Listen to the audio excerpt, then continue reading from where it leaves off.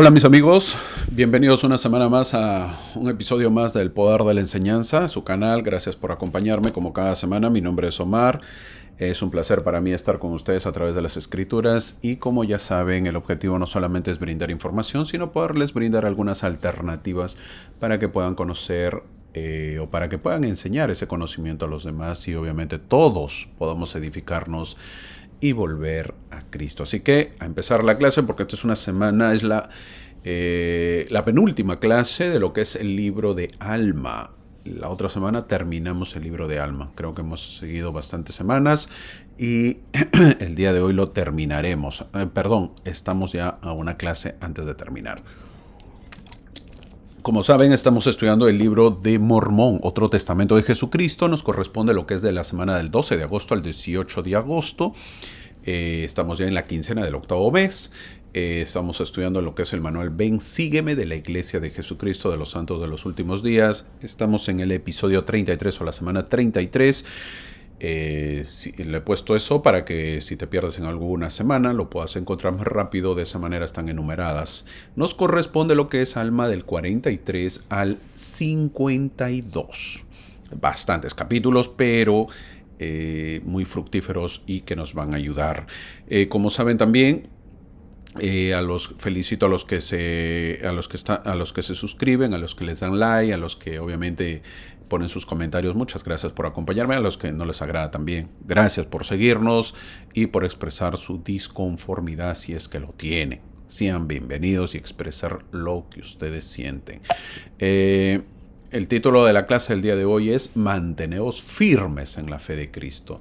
Un bonito título que obviamente tenemos que hacerlo el resto de nuestras vidas. Muchos hemos conocido el Evangelio, algunos hemos nacido en padres del convenio, que quiere decir pues nuestros padres se sellaron en el templo y luego nos tuvieron. Otros hemos conocido el Evangelio cuando éramos niños, cuando éramos adolescentes, cuando éramos adultos y algunos recientemente se han unido al Evangelio. La idea es, quien fuese el tiempo que tenga en la iglesia, que nos podamos mantener firmes en la fe de Cristo, que ese es el objetivo. El objetivo obviamente primero es conocer el Evangelio, pero una vez que uno conoce el Evangelio también es mantenerse firme. Quiere decir pues disfrutar el Evangelio de eso, ¿verdad? Esa es la clase del título de hoy que vamos a ver a través del libro de Alma.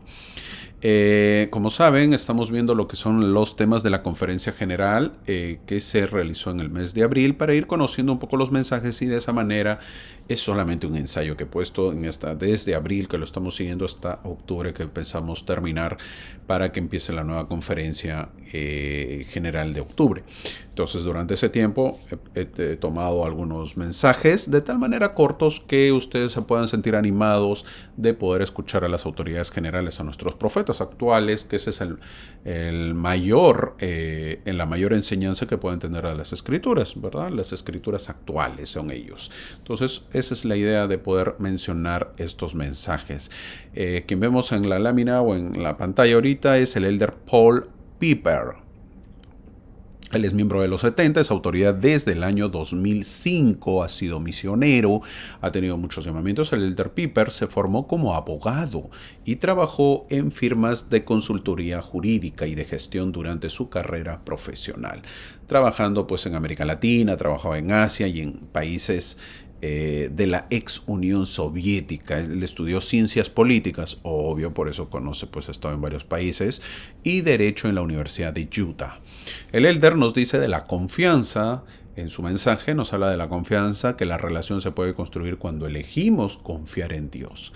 Dios desea edificar una relación cercana y personal con cada uno de sus hijos procreados, nos dice. También dice que Dios confía en nosotros y en eso se basa el plan de salvación. Él sabe que elegiríamos lo correcto y también sabe que no lo haríamos. Es por eso que nos proporcionó un Salvador. Obviamente Dios sabía que íbamos a elegir la forma correcta, pero también pues es Dios y sabía que no lo íbamos a hacer. Es por eso que proporciona a su Hijo Jesucristo el Salvador. ¿Con la condición de qué? De que nos arrepintamos, dice. El elder menciona que el Padre sabe, el Padre Celestial, que como hijos nos será difícil que podamos elegir siempre lo correcto, y para ello menciona las palabras del elder Renlund. El elder Renlund es miembro del Quórum de los 12 Apóstoles. ¿Qué dijo el elder Renlund? La meta de todo padre cuando cría hijos es no hacer que sus hijos hagan lo correcto, sino que elijan hacer lo correcto y finalmente lleguen a ser como él. Eso dijo el apóstol y él lo repite el elder Piper. Una vez más, la meta no es que hagan lo correcto, sino que elijan hacer lo correcto. Es decir, la decisión es importante. Luego dice que la confianza de Dios en nosotros crecerá en medida que nosotros pongamos nuestra confianza en él. Luego el elder nos dice en su mensaje, nos pide que podamos conocer más a Dios, sus atributos y sus propósitos. Y creo que lo estamos haciendo, ¿verdad? A través de las escrituras, a través de las clases, conocemos un poquito más. Él también menciona que aprendamos más de Dios para que nos resulte más fácil confiar en Él. Ese es el propósito de estas clases, que conozcamos más a Dios, ¿verdad? Yo creo que si tú sigues las clases, creo que has conocido un poquito más. De verdad que sí. Porque déjame decirte, mi amigo, que yo lo he hecho. He leído muchas veces el libro de Mormón. Muchísimas veces. No es sentirme orgulloso, sino al contrario, me siento mal todavía porque he leído tantas veces y sinceramente que en este año que lo estoy leyendo y analizando profundamente, ¿por qué? Porque tengo que dar una clase o tengo que explicar un poco en los videos. Wow. Es como no hubiera sabido nada, sinceramente, ¿verdad? Sinceramente. Me ha ayudado muchísimo. Ahora sí ya puedo conversar con alguien más de la iglesia acerca del libro de Mormón, porque antes como que los nombres me perdía, los tiempos, pero ahora, wow, he conocido muchísimo. Y yo espero que tú también, y te invito a que lo hagas, ¿verdad? El elder también nos dice que aprendamos más de Dios para que nos resulte más fácil confiar en Él. Eso es el propósito, ¿verdad? Como le digo, de las clases. Y el elder termina diciendo que cuando afrontamos los desafíos de la vida, mostramos nuestra confianza al acudir a Dios. El elder nos aconseja que podamos confiar mucho más en Dios y que depositemos toda nuestra confianza. Y luego nos relata la vida de Nefi al finalizar, de cómo él fue ejercitando su confianza en el Señor. El elder termina su mensaje diciendo que elijamos confiar en Dios hoy y todos los días en el futuro. Bueno, bonito mensaje. Les invito, como siempre, a que ustedes lo puedan escuchar o leer el mensaje y analizarlo profundamente. ¿Okay? Luego fue el mensaje del elder Patrick Keaton. Él es miembro del Quórum de los 12 Apóstoles. Para los que lo conocen, recientemente él se ha sumado a lo que es el apostolado. Él es apóstol desde el año de 2023, del año pasado, desde diciembre del 2023. Él se unió a la iglesia en el año 87, por si acaso, a los 26 años de edad. Y ha tenido muchos llamamientos, imagínense, él no es converso. Sus padres no han sido miembros, pero él se unió a la iglesia a la edad de 26 años. Obviamente, al mencionar la edad, por lo que ya intuimos que no ha servido una misión de tiempo completo. Él tiene 63 años, ha sido autoridad general desde el 2010, es decir, ya lleva 14 años trabajando de autoridad general. Como se sabe, ocupa el puesto número 15. Es el más joven, obviamente el recién llamado al apostolado.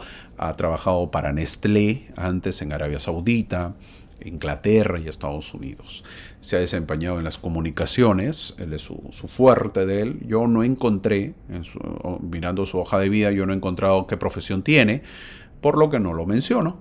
Sin embargo, obviamente siempre ha trabajado en lo que es comunicaciones. Su padre, él creció también en Arabia Saudita, ya lo dije que ha trabajado también a él ahí, pero su papá trabajó en Arabia Saudita, por lo que, eso hay que intuirlo, se entiende que económicamente pues él ha tenido una buena vida, ¿verdad? Porque nadie va a ir a trabajar a Arabia Saudita, de Inglaterra a Arabia Saudita, en condiciones precarias. Vas a trabajar por mejoría. Entonces, él ha tenido, sus padres, ha sido de buena familia económicamente hablando.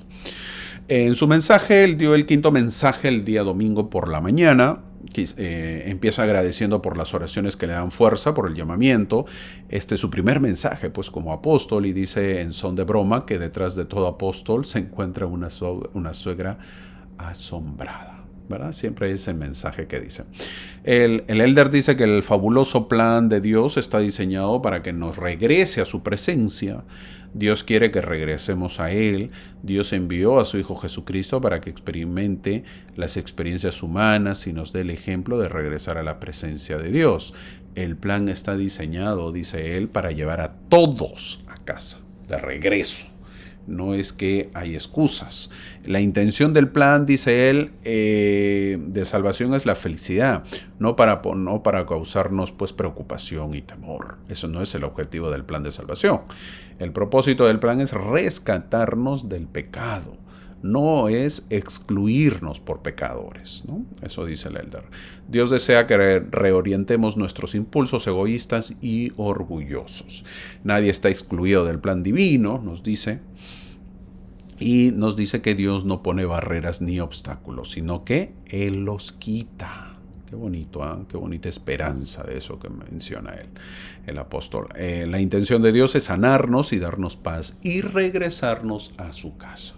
Ese es el objetivo de Dios. El plan de salvación es regresarnos. Ven conmigo.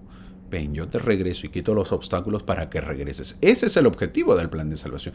Pero a veces lo olvidamos, a veces con los problemas, con el estrés, lo olvidamos. Pues.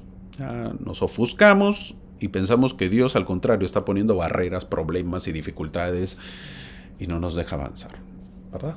Así es el mundo. El mundo nos obnubiliza, se llama. Nos ciega, pues. Nos pone así como un fog, como le llaman en inglés. O sea, en español es la neblina, ¿verdad? Nos pone la neblina y uno no ve. No puede avanzar en el camino. Uno cree eso cuando no es así, dice el elder Quirón. Un bonito mensaje, les invito para que lo puedan leer o escucharlo para ir conociendo lo que es el apóstol nuevo, pues que tiene ahí la iglesia. Luego de ello, bueno, entramos ya a la clase. Gracias de verdad una vez más. Vamos a empezar la clase, una clase un poco amplia porque son bastantes capítulos. Esta semana sí que estuvo cargadita y la próxima también. Del capítulo 43 al 52, imagínense, la próxima clase toca del 53 al 63. Esta semana son 18 páginas, son 10 capítulos, un poquito cargada esta semana, pero se puede hacer. ¿Por qué? Porque es un poco la lectura para conocer un poco la historia, para conocer un poco las guerras que van a ver, que ahorita voy a hablar de eso. Así que, mi amigo, ponte al día. Te felicito si lo estás leyendo y te exhorto amablemente y de buenas ganas, de buenas maneras, que puedas volver a retomar el estudio de las Escrituras. Hazlo, mi amigo, hazlo. Tómate un tiempo, deja la televisión un poquito, deja el TikTok, deja las redes sociales y lee tus Escrituras.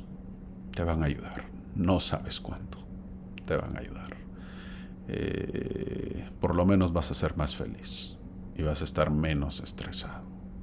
Que por cierto, el estrés sabían que es una enfermedad pues moderna, ¿no? Nuestros abuelos y abuelas no se estresaban, ¿verdad? O si se estresaban nunca lo supimos, ¿verdad? Y qué curioso, son enfermedades modernas. Interesante. Bueno, empezamos la clase y vuelvo ahora a hablar un poco, para un poco el resumen, es la narración de las guerras entre los nefitas y lamanitas. Es natural que nos preguntemos, ¿verdad? Siempre nos vamos a preguntar, ¿por qué pues Mormón incluyó estos relatos de guerra? Ya que contaba con espacio limitado en las planchas, ¿por qué lo puso? Es la pregunta, ¿por qué? Si tú hubieras sido Mormón el que estaba redactando, haciendo el resumen, haciendo el compendio, ¿lo pondrías o no? De repente dices, no, yo me salto y ya no lo pongo. Ojo que era difícil escribir en las planchas todo y poner este detalle. Esta sección del libro de Mormón a menudo se llama los capítulos de guerra, así le llaman algunos, los capítulos de la guerra. Ahora veremos más a Mormón, es decir, el que nos narre más va a ser Mormón. Se dan cuenta que antes hemos dejado porque se mezclaba, entraba Alma, entraban sus hijos para poder, lo mencionaba, y lo que hacía Mormón era, me gustó esta parte que ha escrito Alma, pues lo pongo lo mismo. Pero ahora no, ahora ya es todo más mormón. Mormón es el que escribe.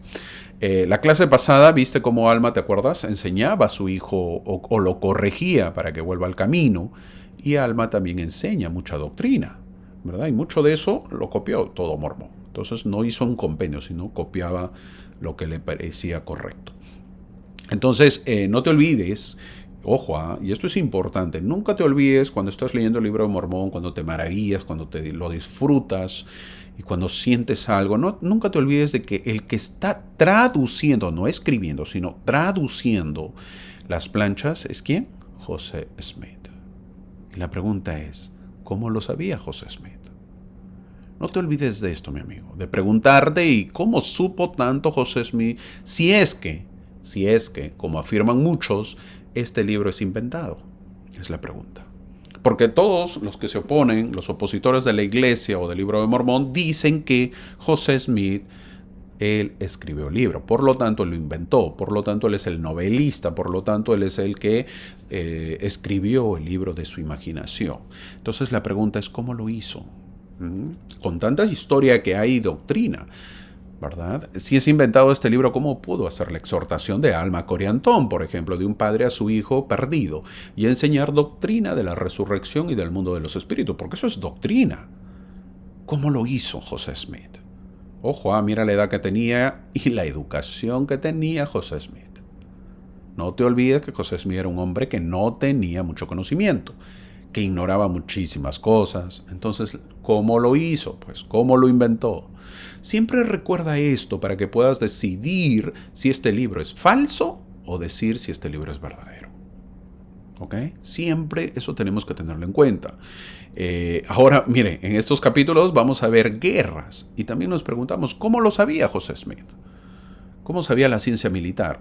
La ciencia militar él no lo conocía, no había estado en el ejército y, pues él había sido un militar y retirado y sabía, ¿verdad? No. José Smith era un joven, más o menos de 20, no llegaba a 24 años en el momento, ahorita no tengo la edad exacta, pero ese es el promedio que él empezaba a traducir el libro de Mormón. No olvidemos que su familia era agricultor.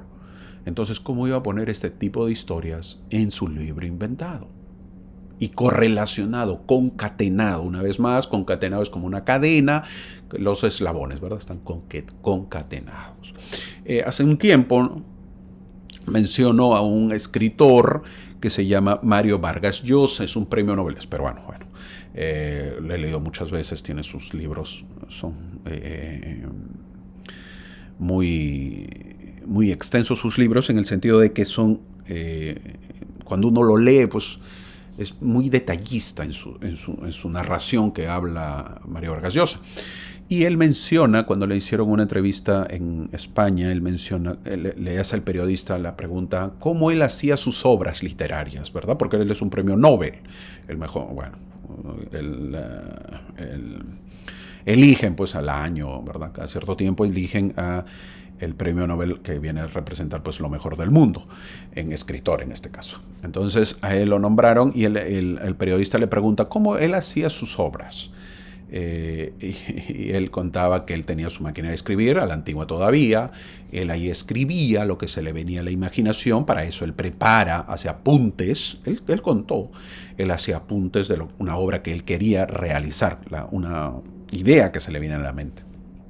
Y de esa manera lo va armando su historia.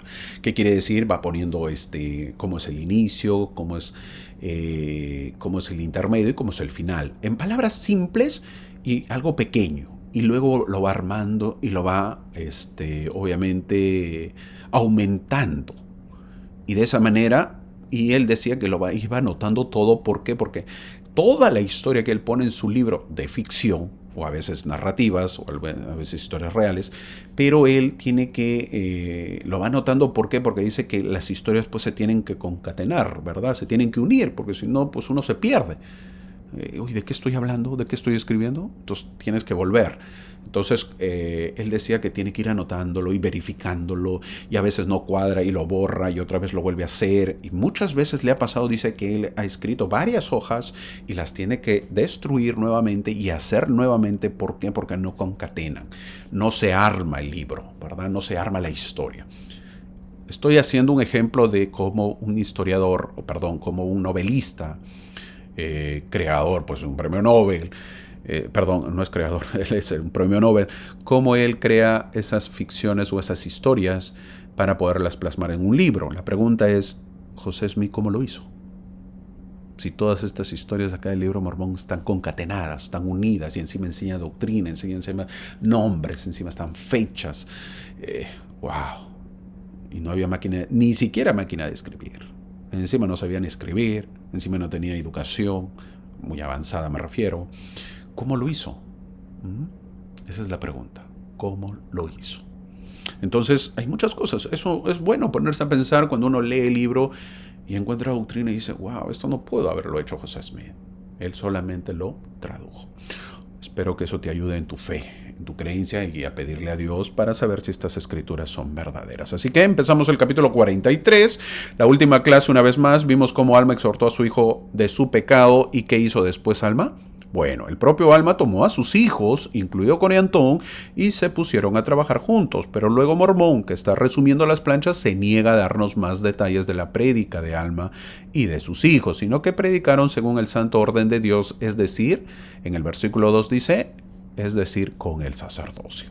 La única manera de poder hacer efectivo su arrepentimiento de Coriantón era que tenía que actuar. Pues ya, bueno, hijo, ya tienes que hacer.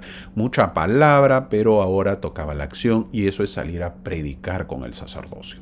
Mormón, a partir del versículo 3, habla de que empezará la narración de entre las guerras entre los nefitas y los lamanitas. Para tener una idea, faltan 74 años. En la parte inferior, que se está marcando, ahí dice, faltan 74 años, ¿para qué? Para la venida de Cristo, mi amigo.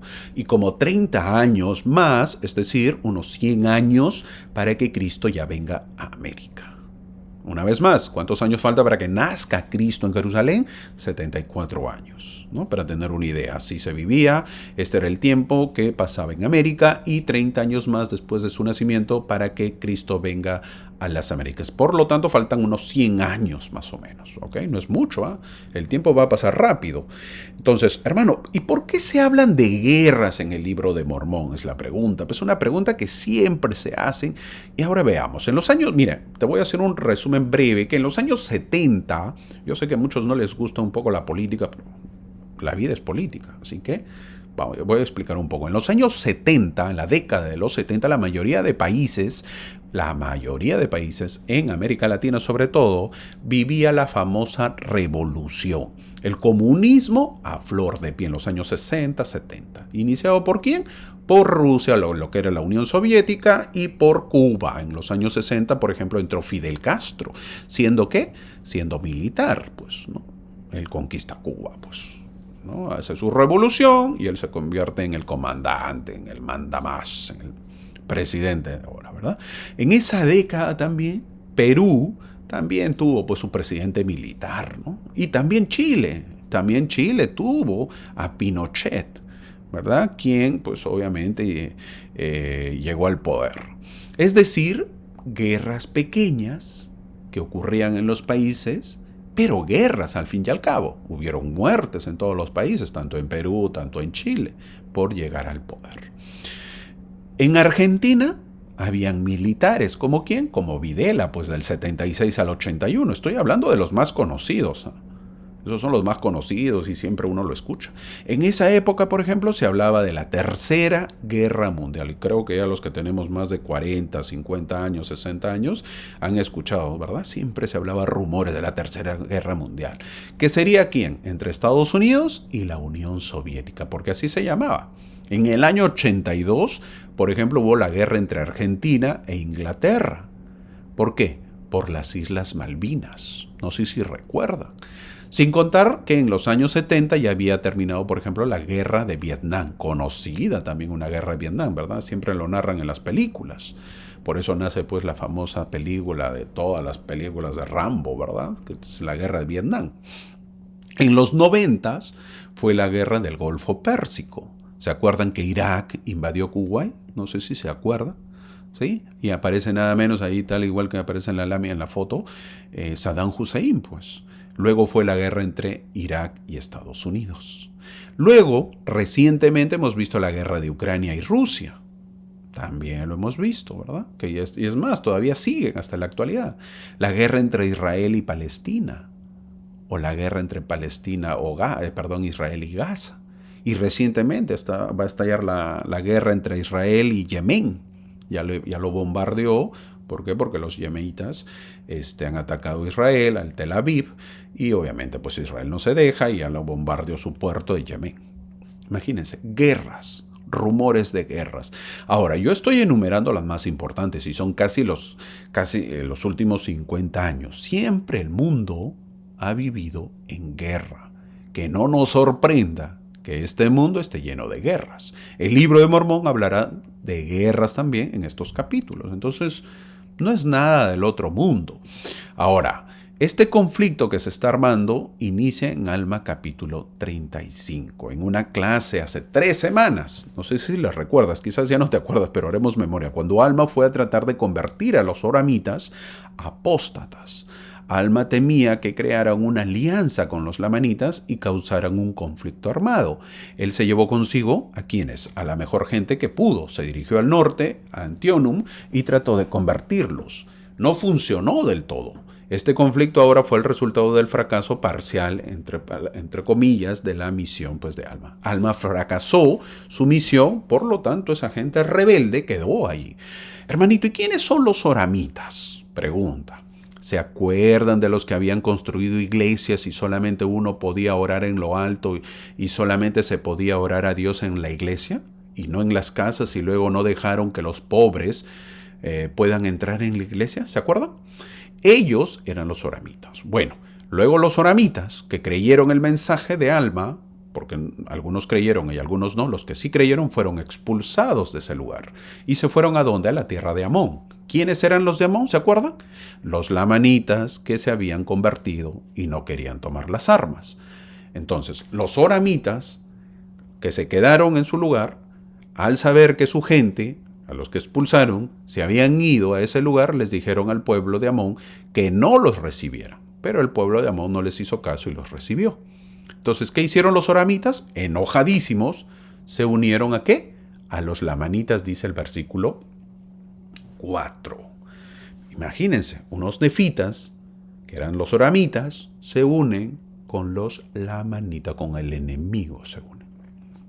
Ahora, ¿por qué no se siguió con la historia de los oramitas que estaban uniéndose con los lamanitas? La pregunta, si eso fue en el capítulo 35, ¿por qué no siguió así el 36?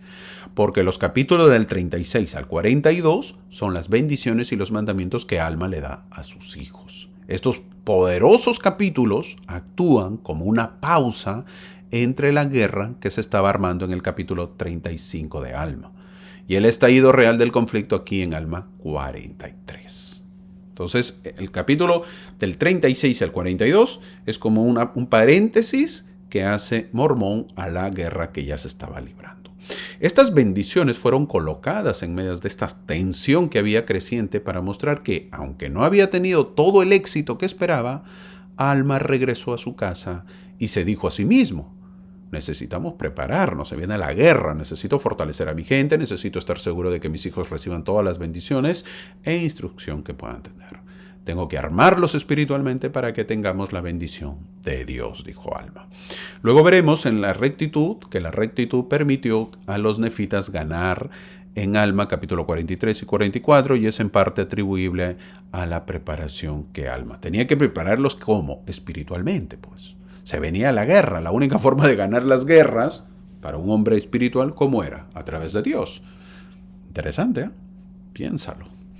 Nunca lo olvides. Quería que sus hijos y las generaciones futuras supieran que la manera de estar preparados para los conflictos es comprender la doctrina, comprometerse y seguir los caminos de la rectitud, como lo estableció en las bendiciones de sus hijos. Ahora, el líder de los lamanitas, para conocer el otro lado, era Zera-Emna, un hombre muy astuto que nombra, inteligente, astuto para lo malo. Él nombra varios jefes amalequitas y soramitas, porque eran los más odiadores. ¿De quién? de los nefitas, pues. Entonces voy a atacar a los nefitas, ¿y a quién nombro? A los que odian más a los nefitas. Es increíble pensar que los oramitas odiaban a los nefitas. ¿Y por qué? ¿Cuál era la razón?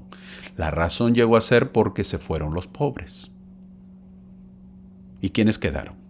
Los supuestos ricos.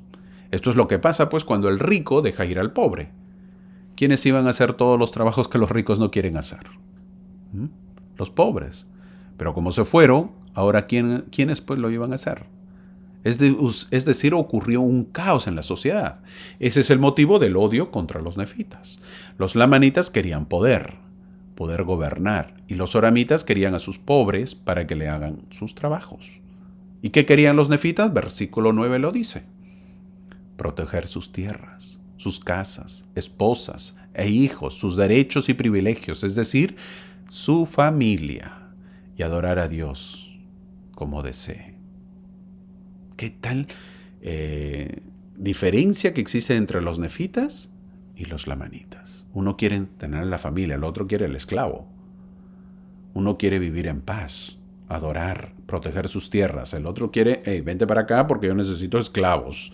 ¿Para qué? Para que hagan mis cosas, mi servicio. Ustedes van a seguir siendo esclavos, yo seguiré siendo rico, pero como te doy un poquito, con eso vivirás tranquilo. El versículo 13 nos dice cómo estaban compuestos los lamanitas. Eran de varias tribus, por cierto, y muchos nefitas apóstatas. ¿Recuerdas en el Antiguo Testamento cuando el Señor decía a los judíos que cuando atacaban o atacaran una ciudad, les decía el Señor, destruyan todo, que no dejaran nada vivo? Y quizás uno pensaba que la ley era dura, pues no, ¿cómo puede ser posible? Que no debería ser así. Bueno, esto es lo que sucede cuando atacas a un enemigo y no lo exterminas. Quizás suena duro, ¿verdad? Hoy en día. Pero, aunque no se crea, es lo mejor. Porque cuando dejas a esa gente crece con resentimiento y odio. Y luego vuelve la guerra. Y esto no acaba. Eso le pasó a los judíos en Israel. Ellos no mataron a todos, es más, dejaron gente con sus creencias, con sus adoraciones, y ellos incluso los cambiaron a los judíos, y los judíos o los hebreos se volvieron en adorar ídolos. Y lo mismo sucede acá. ¿Qué sucede? Que Alma y su gente lo deja a los oramitas. ¿Qué sucede? Los oramitas se vuelven con los enemigos. Terrible, ¿verdad? Esto también lo vemos en la actualidad entre israelitas y los palestinos. Nunca termina su guerra. Están años.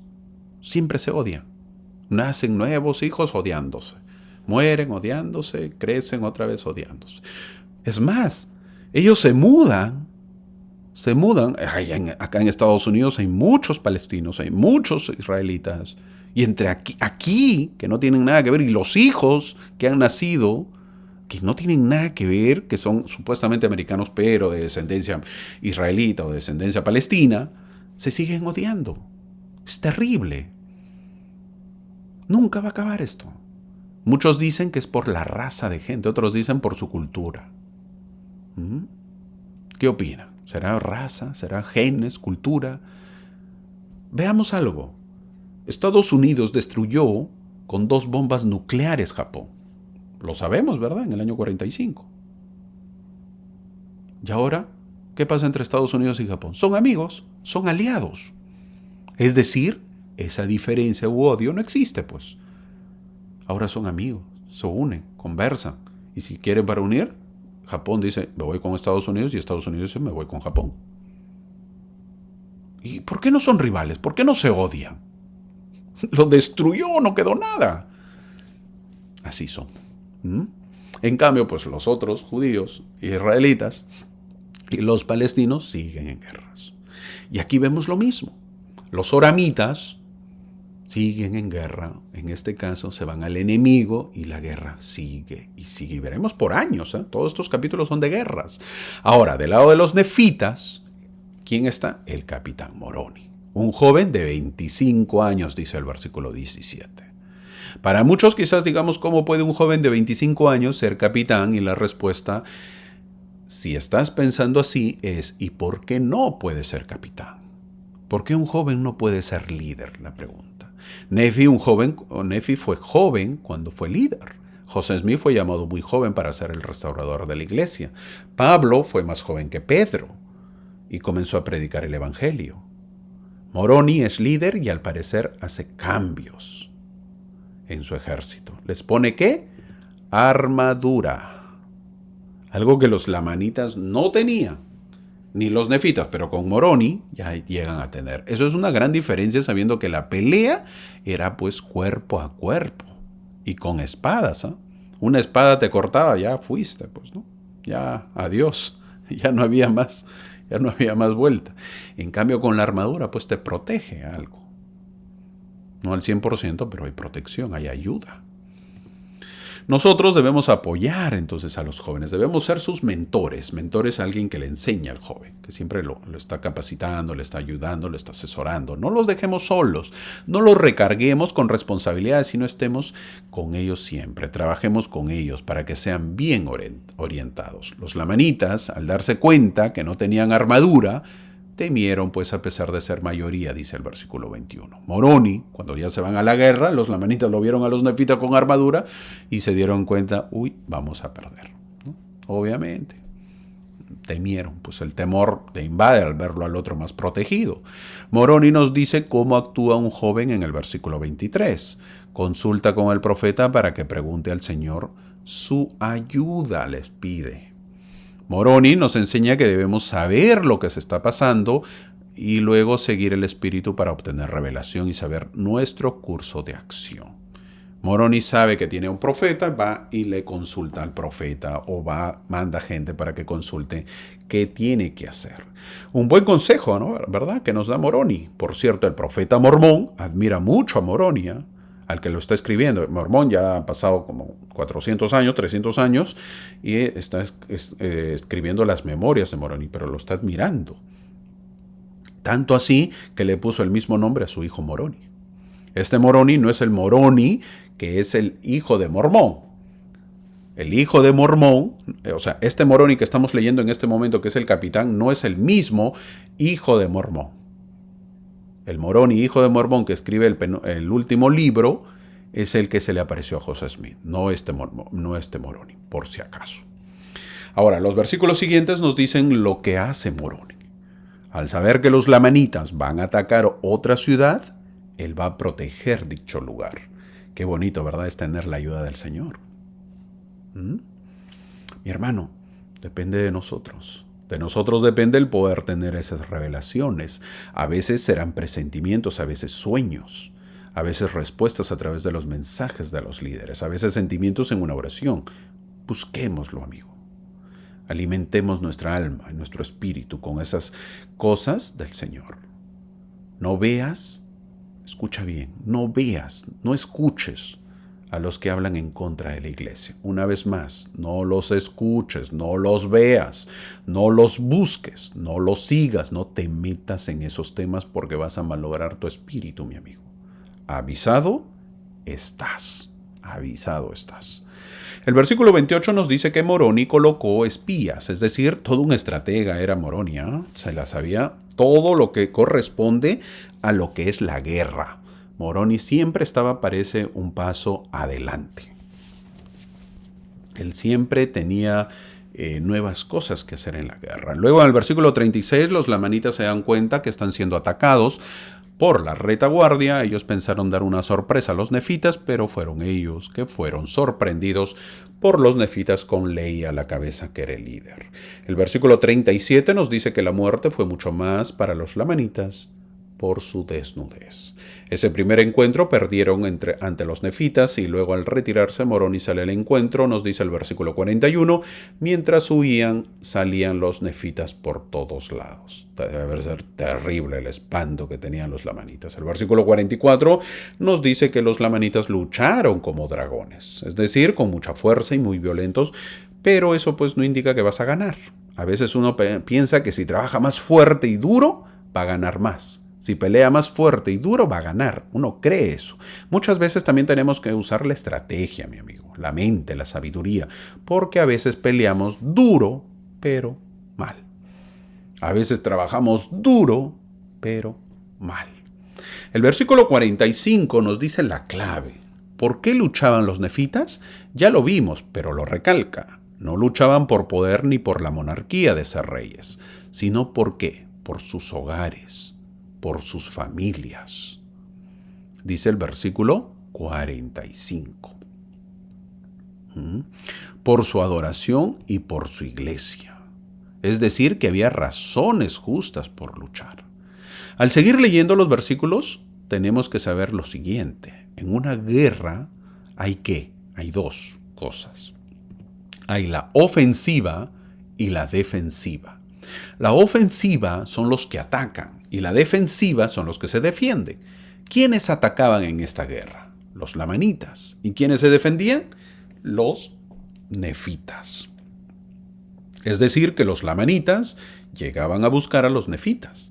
Los nefitas no iban a donde vivían los lamanitas y acababan sus hogares o atacaban sus hogares, sus esposas o sus hijos. El versículo 46 lo dice: no os dejaréis matar por mano de vuestros enemigos, dice el versículo 46. El versículo 47 fue más explícito aún: defenderéis a vuestras familias aún hasta la efusión de sangre. Entonces la iglesia, y esto hay que saberlo y anotarlo, no está a favor de la guerra, pero lo permite que sus santos de cada país puedan defender su país cuando lo crean necesario. Eso tiene que quedar claro. Luego nos dice que los lamanitas quedaron atrapados por todos lados por el ejército de Moroni. Este capítulo termina con los nefitas sabiendo que el Señor está de su lado y está luchando sus batallas. Llegamos al capítulo 44. En este capítulo vemos que Moroni detiene la violencia cuando el enemigo era completamente vulnerable.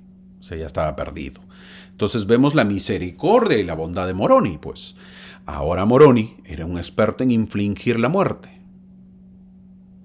No le gustaba hacerlo.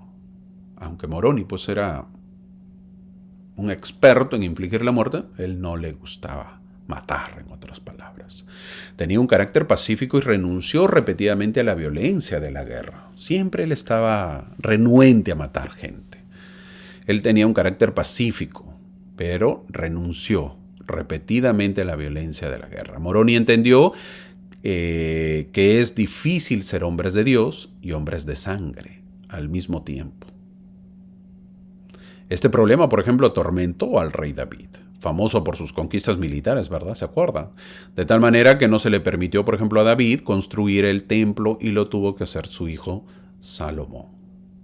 Moroni les dice la verdad de su pelea. Ustedes quieren el poder y están enfurecidos con nosotros a causa de nuestra religión, dice en el versículo 2. ¿Y quién es el enemigo? Nada menos que Satanás. Testifícale a cualquiera de otra congregación: yo sé que la iglesia es verdadera. Decir eso, mi amigo, es duro para ellos. Luego le dice, Moroni le dice: no podéis destruir nuestra fe, en el versículo 3. Es decir, nosotros creemos y queremos seguir creyendo y lo vamos a defender y te estamos ganando y te tenemos rodeado, le dice a los lamanitas. Una vez más, Moroni era un hombre pacífico. Les dice: estáis en nuestras manos, les dice en el versículo 7.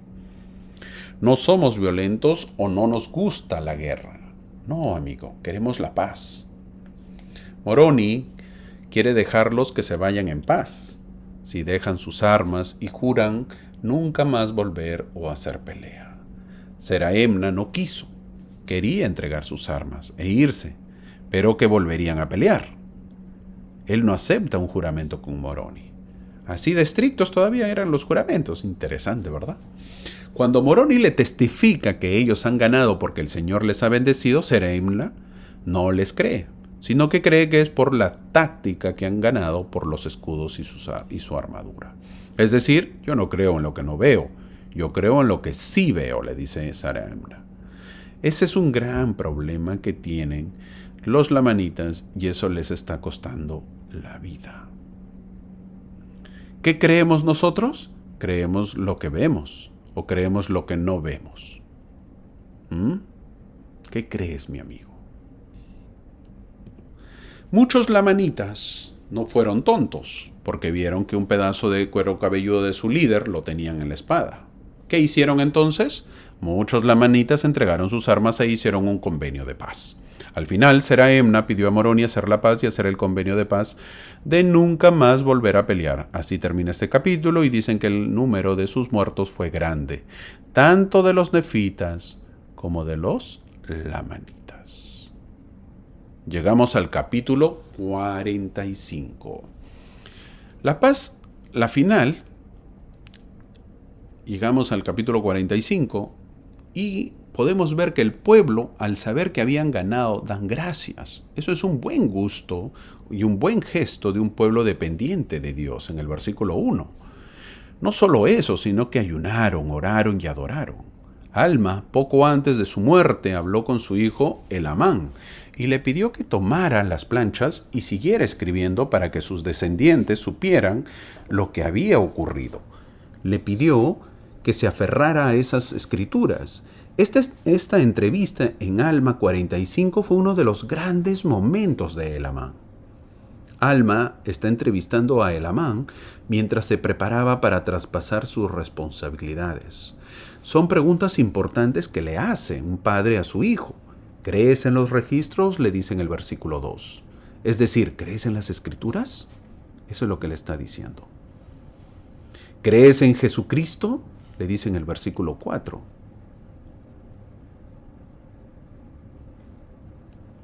¿Qué más le dice? ¿Vas a obedecer los mandamientos? Le dice en el versículo 6. Los mandamientos dados por Alma, el profeta. Luego de ello, este es uno de los momentos más aleccionadores en la vida de Elamán.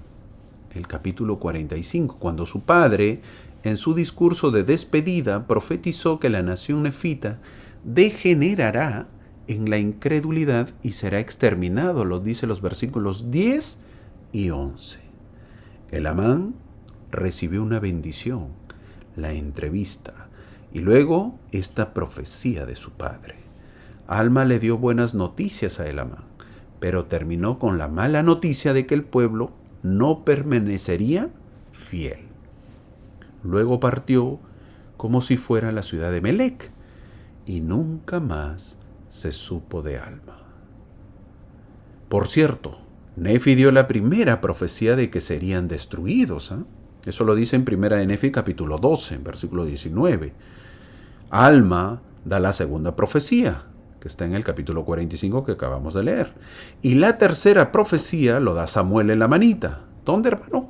En Elamán, capítulo 13, los versículos del 5 al 10. Hay 3 profecías en el libro de Mormón que se habla de la destrucción de el pueblo nefita, que luego ocurrirá y lo veremos. Terrible. O sea que los nefitas estaban advertidos de que serían destruidos si ellos no seguían los mandamientos del Señor y no seguían aceptándolo a Él como Dios o aceptando a sus profetas. Luego nos dice que Alma les habla a todos sus hijos y Elamán es el nuevo líder. Alma en el versículo 18 dice que se fue a Melec y no se volvió a saber nada de él. Es lo que se está marcando. A partir del versículo 21 nos dice que Elamán asume el liderazgo y empieza a predicar la palabra de Dios. Eso lo dice en el versículo 21. Elamán supo que es la única manera de que el Señor los cuide y junto con sus hermanos establecen iglesias, maestros y sacerdotes. Pero como la gente no es contenta o feliz, empieza la disensión en el versículo 23 y ahora la pregunta es, ¿cuál es la causa? La causa es que eran ricos, es decir, no necesitamos nada.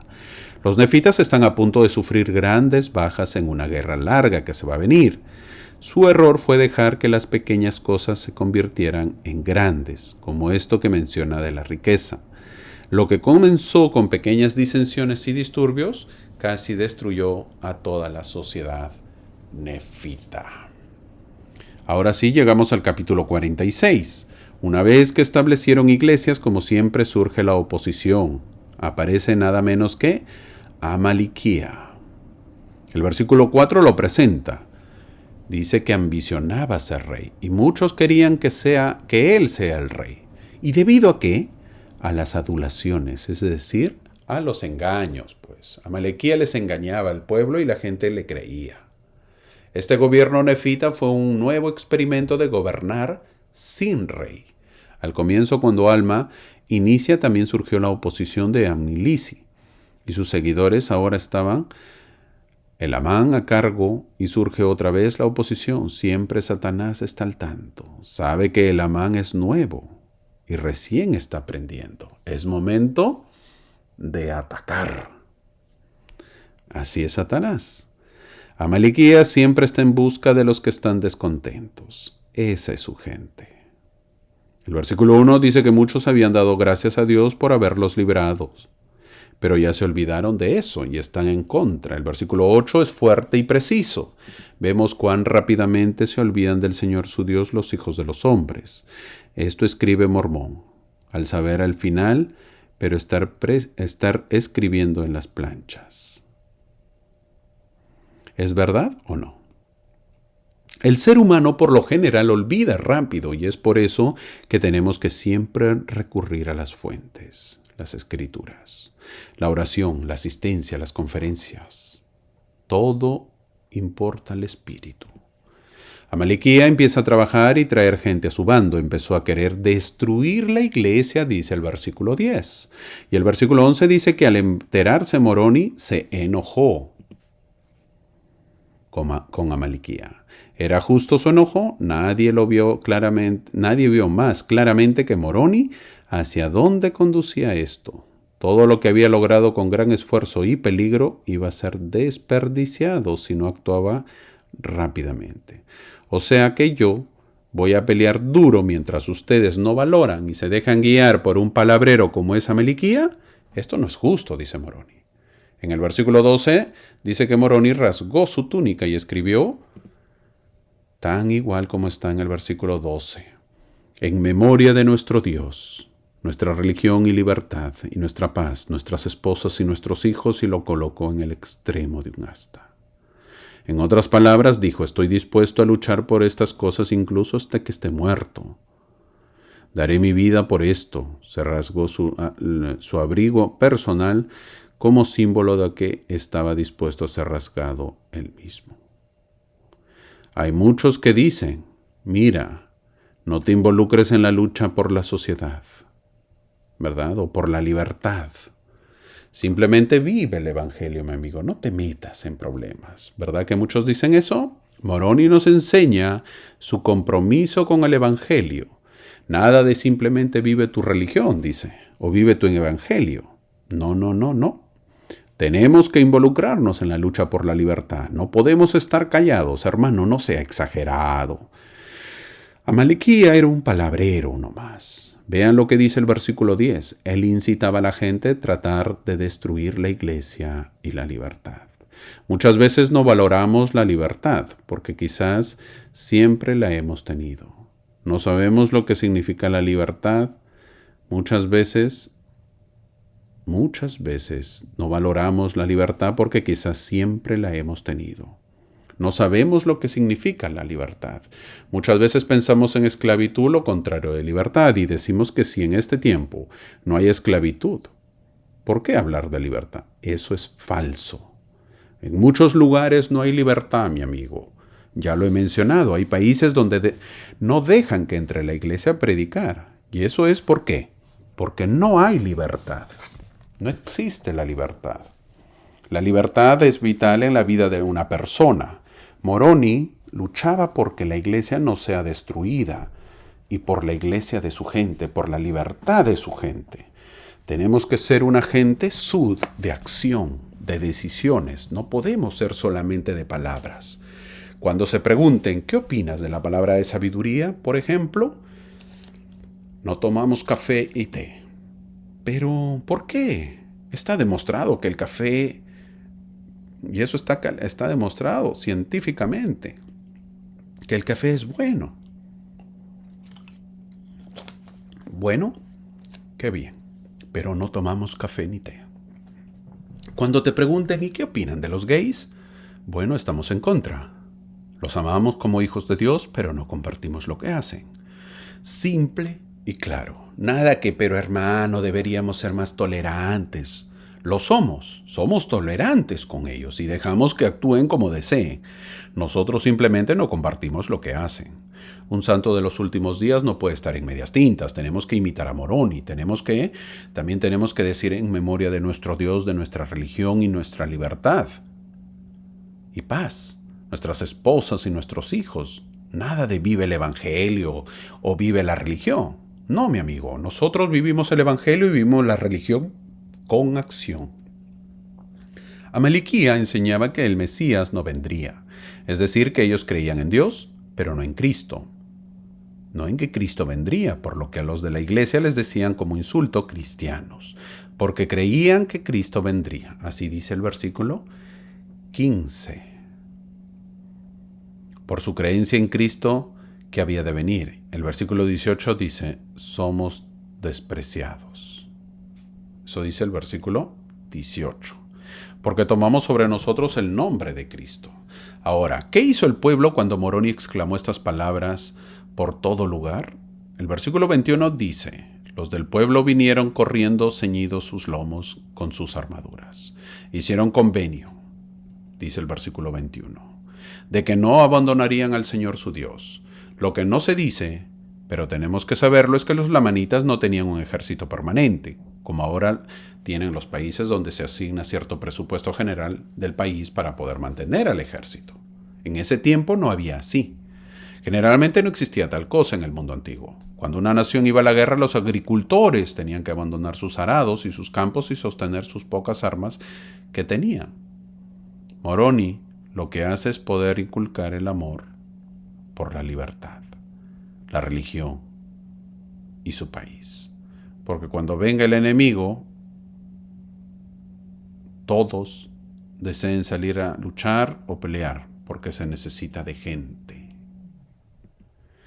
Así como Ameliquía palabreaba a la gente, Moroni también empezó a reforzar el sentido de amor por su país, pues no tenía otra alternativa. Sentido de amor por su Dios, por su familia. ¿Qué hace ante esto Ameliquía? No le queda más que huir, dice el versículo 29. Moroni se da cuenta de ello y va tras Ameliquía y lo intercede en el desierto, pero Ameliquía huye con un pequeño grupo de gente, dice el versículo 33. El versículo 35 dice que todos los seguidores de Ameliquía, que se negaban a hacer convenio de la libertad con el fin de tener un gobierno libre. Moroni dijo que los ejecuten. Moroni no entraba, no era medias tintas, era directo. Parece duro, ¿verdad? Pero eran personas que estaban siendo o siguiendo a Ameliquía, quienes estaban yendo a unirse con los lamanitas. Moroni los intercede y les dice que hagan convenio de sostener la libertad, algo que es lo más justo, ser libres. A veces eso no lo vemos, no lo entendemos. Los gobiernos muchas veces ofrecen pan, pero no libertad. La gente obvio que elige el pan, no importa si no hay libertad. Esto es trágico en un país. Un pueblo que debe exigir a un gobernante que no nos regale, sino que nos den opciones de cómo poder ganarnos el pan de cada día. Un pueblo debe exigir trabajo para poder lograr sus metas y no regalos del gobierno. Quizás no estés de acuerdo con lo que metas. Quizás no estés de acuerdo. ¿Por qué? Quizás no vas a estar de acuerdo con lo que voy a decir, pero es mi opinión. Una vez más, es mi opinión. Te voy a contar algo. Hace unas semanas yo conversaba con un amigo, que su hija de 19 años se casaría con un misionero retornado, que tenía unos meses de haber regresado de la misión, que tenía 21 años. Él me contaba y le felicité, pues, ¿verdad? Y luego le pregunté, ¿estás de acuerdo? No lo escuché muy seguro en su respuesta. Al insistir me dijo, son decisiones de ellos. Eso es verdad. La decisión la toman ellos. Cuando son mayores de 18 años, ¿verdad? Y yo le pregunté, ¿cuál es el apuro de casarse? Yo conozco a mi amigo, que su situación ha sido de mucha penuria y sacrificio, y hasta ahora lo es. Y lo va a ser por muchos años más. Te hago una pregunta, mi amigo. No le dije eso a él, sino en general, tú que me estás escuchando. ¿Cuál es el apuro de una joven de 19 años con un joven de 21 que se case? Las hormonas revoloteando, ¿verdad? Eso, mi amigo, tienes que controlarlo o se vienen penurias. Las hormonas no te pueden ganar. En este caso, con lo que se viene en el futuro. Una joven que no tiene estudios superiores y un joven que tampoco lo tiene, ¿cuál es el futuro? Pobreza, mi hermano. Hermano, ¿cómo puede decir eso? Eso no es verdad. Lo digo porque la estadística lo dice. Pobreza. Suena duro, pero es la verdad. Eso trae pobreza. Hermano, pero la iglesia dice que nos casemos ya. Eso de pensar que me caso y que voy a trabajar y voy a estudiar, eso es un sueño. La realidad es otra. La vida es complicada y difícil. ¿Te casas y dónde vas a vivir? ¿Con los padres o con los suegros? ¿Eso quieres? ¿Que vivan tus hijos con sus suegros? ¿O quieres que tu hijo o tu hija venga con tu yerno o tu nuera a tu casa? Esa es tu decisión. La iglesia no enseña eso. Una vez más, la iglesia no enseña eso. No compares la vida americana o norteamericana con la vida latina, que son diferentes realidades. La iglesia no quiere que la gente sea pobre, sino que sea, ¿qué? Autosuficiente. Yo conocí a un hermano que tenía 11 hijos. Y una vez este buen hombre dijo, porque no lo sabía, ¿qué puedo hacer para no tener más hijos? Él preguntó si la vasectomía dolía. Sí, si dolía o era caro, porque no quería tener hijos, no quería ya tener más hijos, porque este buen hombre era pobre, muy pobre. Amigo, así como pedimos al gobierno libertad y trabajo, también nosotros aportemos al gobierno. Pero si nosotros aportamos más pobreza, es difícil que un país mejore, es difícil que un gobernante ayude a su gente. Los siguientes versículos nos dice que vino la paz. Llegamos al capítulo 47. Este capítulo nos habla de cómo Ameliquía llega al poder primero, visita al rey lamanita y le dice para ir a la guerra, pero muchos lamanitas no están de acuerdo. ¿Tenían estos soldados otra opción? De hecho, muchos de ellos no quisieron participar. ¿Qué? ¿Vamos a ir a pelear nuevamente con los que nos han ganado? Espera un momento.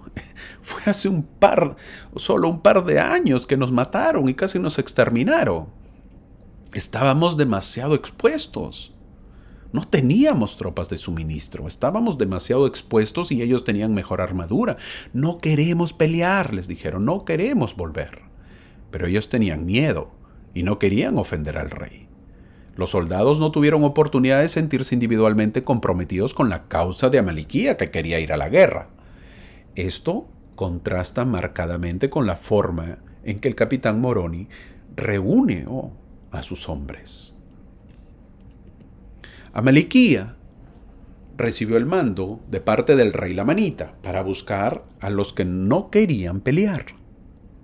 Los soldados lamanitas que no querían pelear se refugiaron, se fueron a un lugar en la cima de una colina. Ameliquía intentó bajarlos. Nuevamente, por orden del rey que le dio la autoridad. Nuevamente fue lo suficientemente inteligente y astuto como para saber que no debía sitiar la colina. Los incita a bajar y finalmente bajaron, pero aún así no se rindieron.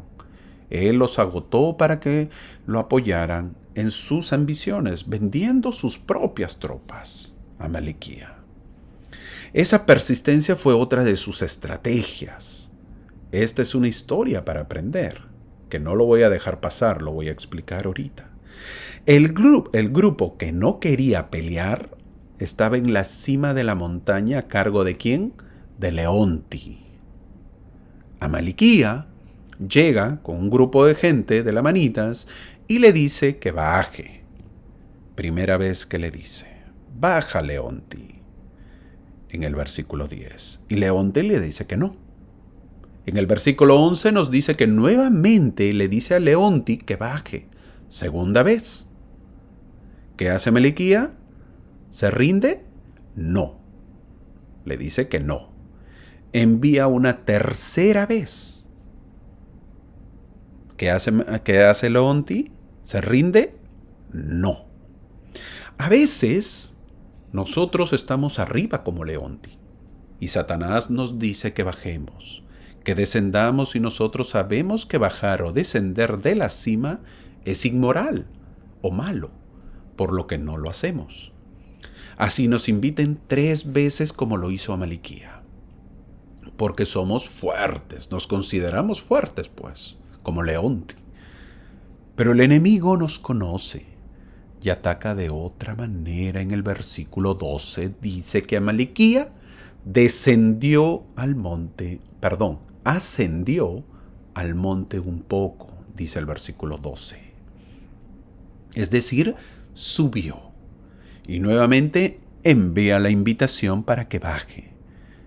En otras palabras, ya no bajes mucho, Leonti, sino un poquito nomás. En el número 4, en el versículo 12, hace su cuarta invitación.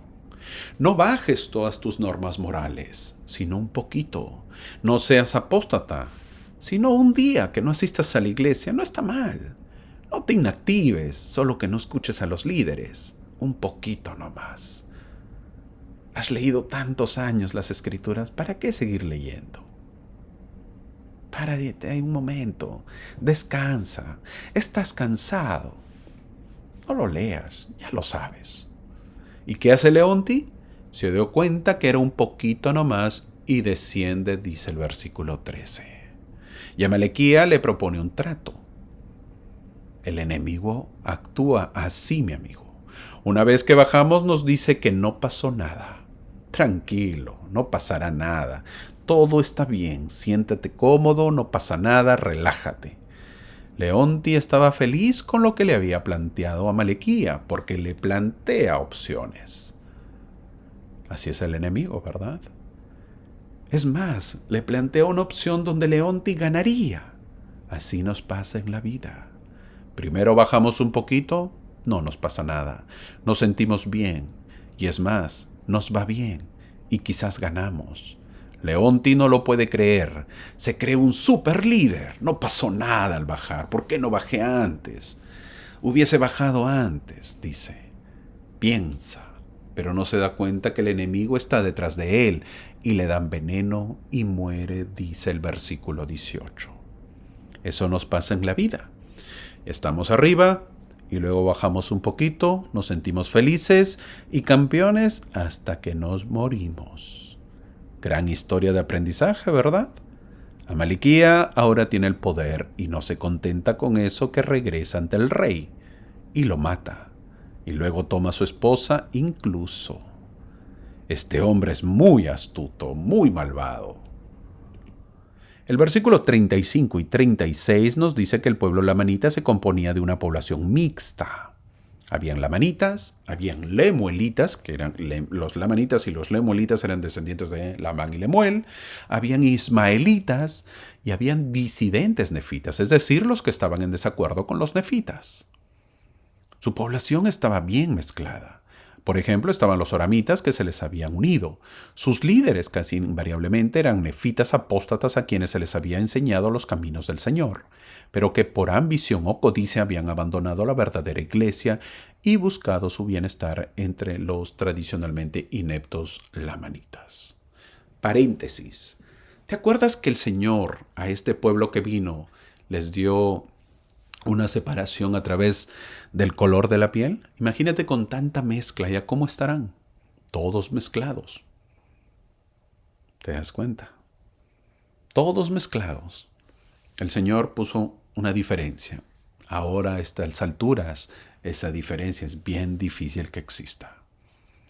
El registro señala que poco después de sus disensiones de los nefitas a los lamanitas, se volvieron más endurecidos e impenitentes, dice el versículo 36, y más salvajes, malvados y feroces que los lamanitas, dando paso a la indolencia y a toda clase de lascivia, sí, olvidándose por completo del Señor su Dios.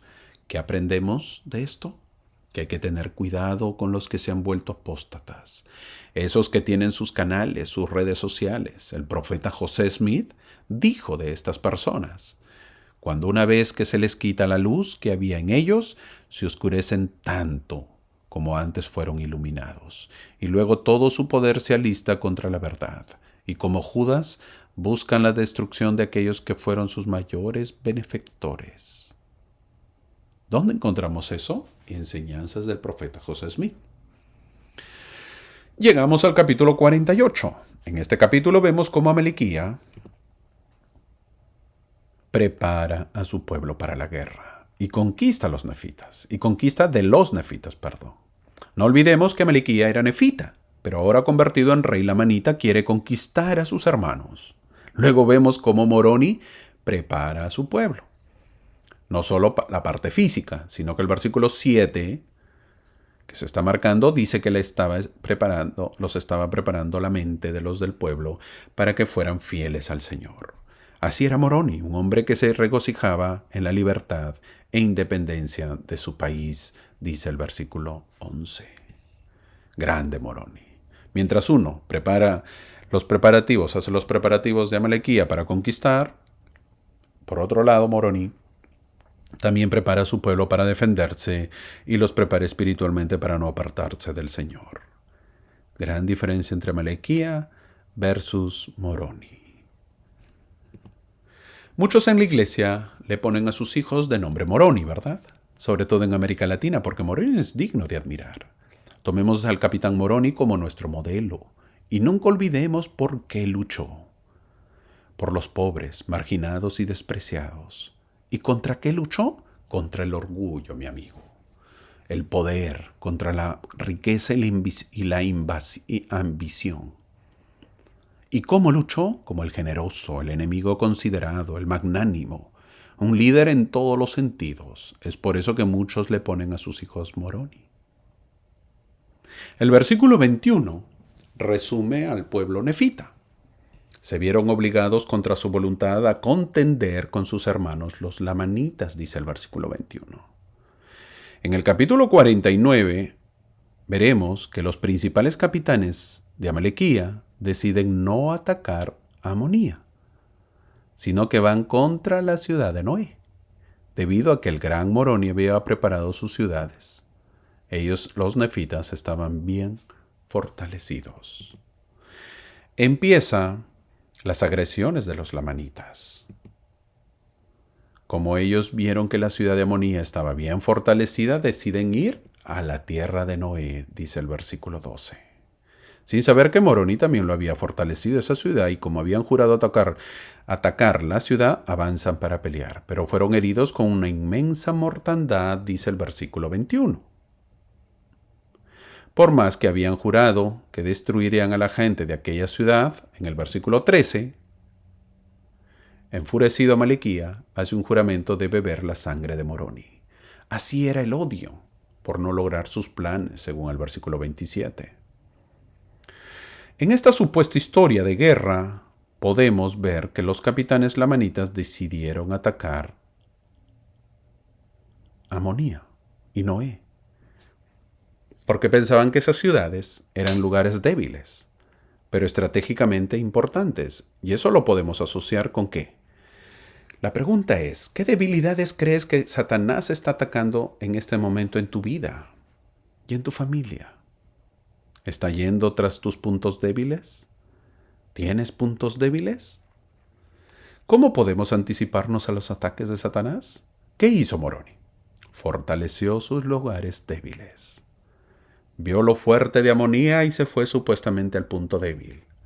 Satanás no ataca nuestros puntos fuertes, siempre se irá por los puntos débiles, donde sabe que podemos caer. Entonces, levantemos nuestras defensas que sean altas como la ciudad de Noé. para que el enemigo no pueda atacar. No olvidemos lo que hizo Amiliquía con Leonti. Lo invitó a bajar, pero como no lo hacía, entonces Amiliquía subió un poquito y Leonti bajó un poquito. No todo, sino un poco. Y eso fue la perdición. ¿Qué hace el pueblo ante esto que ve que son librados? Los nefitas dan gracias a Dios y prestan atención a la palabra de Dios, dice el versículo 28 y 30. No se dieron créditos a ellos mismos, no dijeron por nuestra sabiduría e inteligencia. Después de grandes éxitos, Moroni no dejó de prepararse para nuevos ataques. ¿Cómo podemos evitar que nuestros éxitos temporales nos adormezcan con una sensación de falsa seguridad? Muchas veces un buen trabajo o quizás buenos ingresos nos adormecen la parte espiritual y nos vamos alejando.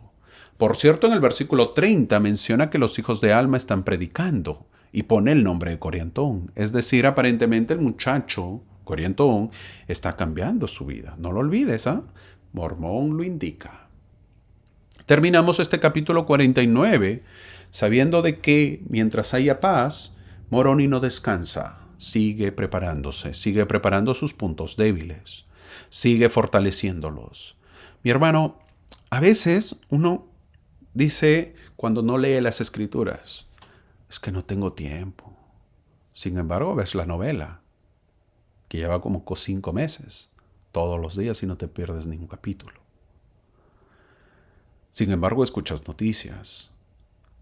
Sin embargo, vas al cine. Sin embargo, te vas de paseo. Sin embargo, duermes demasiado y te das tu siestecita. Es decir, tiempo hay.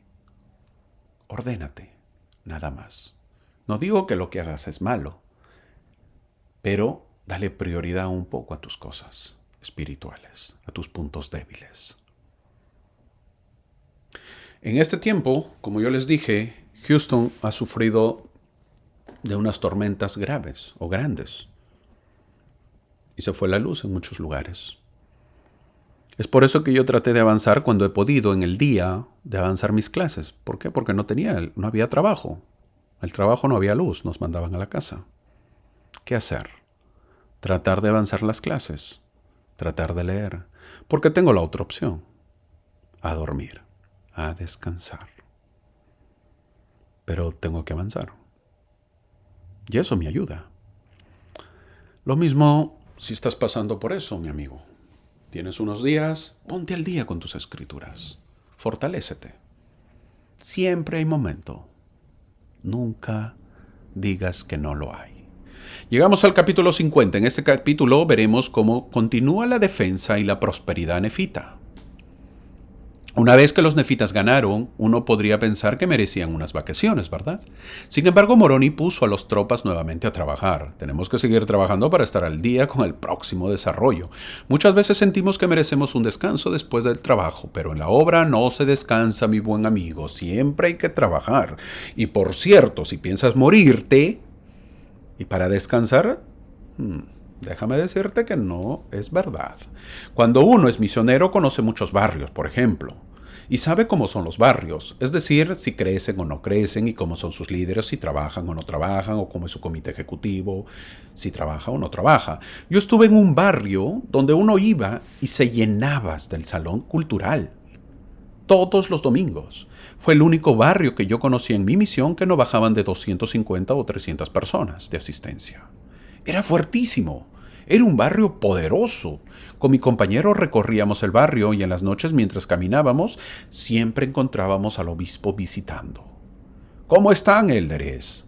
¿Van a la familia Romero? Sí, obispo. No lo visiten porque ya lo visité.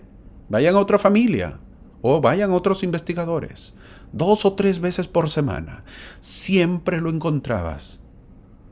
Y a veces querías conversar con él, te saludaba, te daba la mano, un apretón, ¿cómo están? ¿Todo bien? Y se iba. No quería conversar mucho, porque estaba apurado con el tiempo en visitar familias. Y los sábados, ni que se diga, desde la tarde ya estaba visitando. Siempre lo encontrabas. Fue el único obispo que yo conocí que sabía todo el directorio de memoria. Era increíble. Los había visitado a todos. Y cuando digo a todos, era porque era a todos y los conocía. Llegábamos a una familia y nos decía, ya vino el obispo a visitarnos. O la semana pasada el obispo nos visitó. No descansaba, y menos sus líderes de barrio. En este barrio no se descansa, decía. Resultado, superasistencia. Sí, mi hermano, superasistencia. Moroni no descansaba. Luego Moroni expulsa a todos los lamanitas de las tierras circundantes y aumenta más su ejército. Los nefitas tienen un auge económico y de construcción y disfrutan de una época de paz y gran felicidad. ¡Qué bueno! Ya era tiempo. Luego vemos la rebelión de Moriantón. Moriantón intenta llevar a la gente de su ciudad a la tierra del norte. En otras palabras, se subleva, pero maltrató a una sirvienta que se lo contó a Moroni y su huida fue detenida. Al final vemos que Paorán sucede a su padre como juez principal de Zarahemla. Hay nuevo líder en Zarahemla, Paorán. Así llegamos al capítulo 51. En el capítulo 51 nos habla de que en medio de la paz que había en el pueblo surge un grupo de personas que quiere modificar algunos puntos particulares de la ley, dice el versículo 2. Es increíble pero cierto que la libertad, que es lo mejor para el pueblo, no se valore. Ese es un dilema que la gente nunca lo entenderá. No valoramos la libertad y la paz. Al contrario, la gente prefiere la opresión, la coerción, es decir, ser sometidos. Pareciese que esa es la única manera de poder progresar o mejorar. ¿Se han dado cuenta que muchos prefieren ser gobernados por militares? Es que, hermano, con ellos habría orden. Este país es un caos. Queremos orden. Yo no digo que no sea cierto, con los militares hay orden, pero con nosotros también podemos ser ordenados sin tener a los militares, es decir, con los civiles, y de esa manera ser libres. Valoremos la libertad. Por cierto, habían los que querían que hubiese reyes, pero muy astutamente querían primero cambiar algunos puntos de la ley. Nunca te dicen sus verdaderas intenciones hasta que llegan al poder y cambian las leyes. ¿Has oído a los que dicen, queremos cambiar la Constitución? Estemos atentos con esos falsos líderes que ahora también existen. Estos cambios pequeños a lo largo del tiempo pueden tener consecuencias eternas o mayores.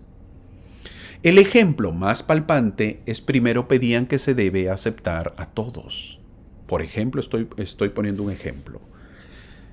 Hace años se decía o se pedía que se acepten a todos, de diferentes sexos, que todos son iguales, que debe haber igualdad. Conforme avanzó el tiempo, cambió. Y ahora piden que exista un nuevo tercer sexo, ¿verdad? ¿Y qué más? Avanzó.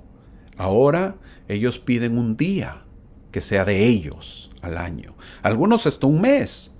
Por ejemplo, ¿sabías que acá en Houston, donde yo vivo, por eso lo digo, en el mes de junio es el mes de los gays? ¿Sabías que en Disney, que es el lugar para los niños, celebran el Día de los Gays un día al año? Poco a poco han ido avanzando esta gente. Y hay muchísimas más cosas en todo el mundo. ¿Cómo empezaron? Querer cambiar algunos puntos particulares de la ley. Muy astutos, ¿verdad? Y luego poco a poco van cambiando y van cambiando. Y cada vez quieren ya ser más reconocidos. Tengamos cuidado. Es importante notar que Moroni obtuvo autoridad para imponer la ley marcial aquí. Fue duro Moroni. Se dirigió al pueblo y obtuvo autoridad como comandante en jefe del ejército para poder tratar con las personas que se oponían. Si no luchaban para defender el país, lo cual era una obligación legal, normal de todos los hombres sanos, podrían ser condenados a muerte por no luchar. No era justo que uno dé su vida en beneficio del país y los demás todavía se opongan o no quieran ayudar. Mientras Moroni estaba resolviendo las guerras y contiendas entre los de su propio pueblo, el enemigo ataca. Los lamanitas invaden territorios. Al final, se nos dice que Teancún decidió dejar una jabalina en el corazón de su enemigo. Amalaquía, dando por terminada la vida del rey Amalequía, que era nefita. Así llegamos al capítulo 52. ¿Te imaginas levantarte y enterarte que tu líder está muerto? Bueno, el agitador para ir a la guerra está muerto. Y no de una muerte casual, sino con una jabalina en el pecho. Es decir, que el enemigo entró y lo mató. Es donde el temor les invade a los lamanitas. Debe haber sido terrorífico. Es normal que el hombre sienta miedo, y los lamanitas palparon el miedo. Tal es así que retrocedieron y se fueron a Mulec, y nombraron a su hermano de Amalequía como el nuevo rey. Mientras el miedo se apodera de los lamanitas, los nefitas desean recuperar las tierras conquistadas. Luego vemos que Moroni, Teancún y Lei trabajaron juntos, cada uno a su manera, y así pudieron retomar la ciudad de Mulec.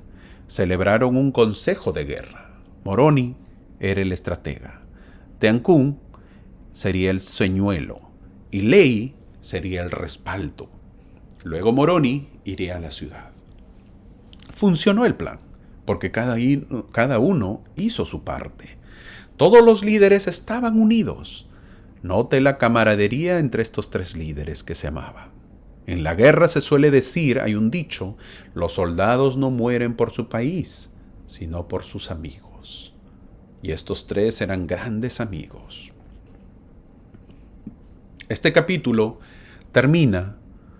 clase termina mencionando a un Moroni como genio en la estrategia militar, donde invita a los lamanitas a salir de una de las fortalezas que había conquistado y luego atacarlos y recuperar su ciudad y hacer rendir a los lamanitas. También Mormón nos dice cómo era Moroni, cómo era cuando era un militar, en guerra. Si él veía que ya la batalla estaba ganada o si el enemigo ya estaba perdido, inmediatamente solicitaba el diálogo para entablar la paz y llegar a un acuerdo. Así lo dice el versículo 37. Viendo su confusión, pide la paz. Si traen sus armas de guerra y la entregan, cesaremos de derramar vuestra sangre. No se deleitaba en derramar sangre, sino en encontrar soluciones. Un hombre que estaba en la batalla no por matar, sino por defender a su religión, a su Dios y su libertad. Así era Moroni, un gran líder. Hoy vimos en esta clase, que ya termina, guerras iniciadas por los soramitas. La deserción soramita fue un catalizador importante para 7 años de conflictos armados entre los nefitas y los lamanitas, a los que a menudo se hace referencia como los capítulos de guerra en el libro de Mormón. Esas guerras fueron dirigidas por Amalequía y su hermano Amorón y sus capitanes en jefe, todos los cuales eran soramitas. Los soramitas fueron nefitas pero apóstatas, vimos. Es decir, la guerra fue más interna que externa. ¿Qué aprendemos? Que la mayor amenaza para la civilización nefita era la maldad y la disensión internas, más que los enemigos externos. Una vez más, los peores enemigos de la iglesia no están afuera, sino adentro. Los peores enemigos no son los de otras generaciones, sino nuestros misioneros retornados que se apartan de la iglesia, nuestros miembros que han tenido llamamientos y ahora dicen que la iglesia no es verdadera. En el capítulo 45 de Alma, haciendo un resumen, le hace unas preguntas a su hijo Elamán, antes que tome el control. Estas preguntas aplican también a nosotros. Le hace 3 preguntas. ¿Crees en los registros? Es decir, ¿crees en las escrituras? Segunda pregunta, ¿crees en Jesucristo vendrá? Tercera pregunta, ¿guardarás los mandamientos? Es una pregunta que también aplica hasta la actualidad. Nuestros líderes nos hacen preguntas, siempre, cuando por ejemplo vamos a ir al templo. Aplican todavía esas preguntas. Hemos visto al gran Moroni, tenemos que imitar a Moroni. También tenemos que decir en memoria de nuestro Dios, de nuestra religión y libertad y nuestra paz, nuestras esposas y nuestros hijos. Esperemos que mientras quede un grupo de cristianos en el mundo, se ceñirán su armadura, la armadura de la justicia, para que la palabra del Señor pueda ser defendido en cada nación. Defendamos nuestra religión, defendamos a nuestro Dios, seamos más santos de los últimos días de acción y menos palabra. Que juntos pertenezcamos al heroico, al valeroso batallón de Moroni, del capitán Moroni. Un hombre que tenía la idea clara de poder dar libertad a su país, de poder dar paz, de que se adore en libertad a Dios. Y que ese sea nuestro deseo. Que tengas una hermosa semana. Gracias por acompañarme. Te espero la próxima semana. Gracias.